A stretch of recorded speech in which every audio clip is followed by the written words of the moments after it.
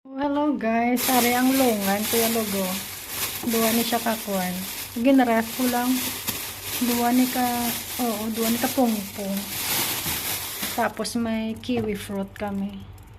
Tapos blueberry. Tapos tatlo ka apple kag ari. Nang ano ni siya gani ng peach. Ay peach ba? Oo, doam na sa Japan kuno kay good na siya. Tapos ang na tapos ginare pa mo nga ahos para hindi dali maglaya. May lemon kami. Ang lemon namon gina-open na siya paris niyo para sa fresh air ano na siya para hindi bala magbaw. Instead sa aton di ba uling ari na. Amon siya tapos ari pa de.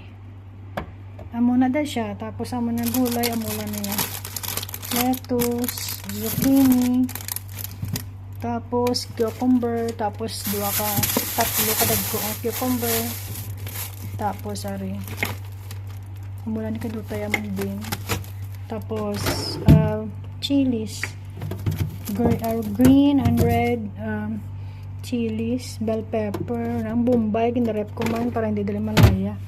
Tapos kamatis namon. Amian ko nga kamatis kay red yun siya yung ang amo niya klase nga kamatis.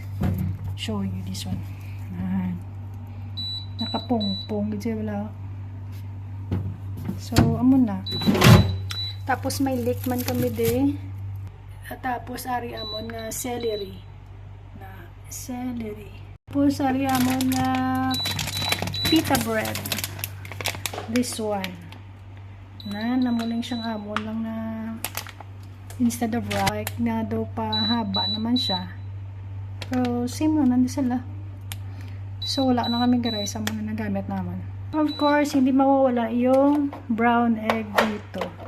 So yun lang. Tapos yung dates, ang red dates tamis ni siya, namit ni siya, dried dates ni siya, nabali mo ni siya ang amon nga ginabutan sa pakita ko sa inyo guys ang amon nga oatmeal. Amo ni siya ang oatmeal nan. Habi ko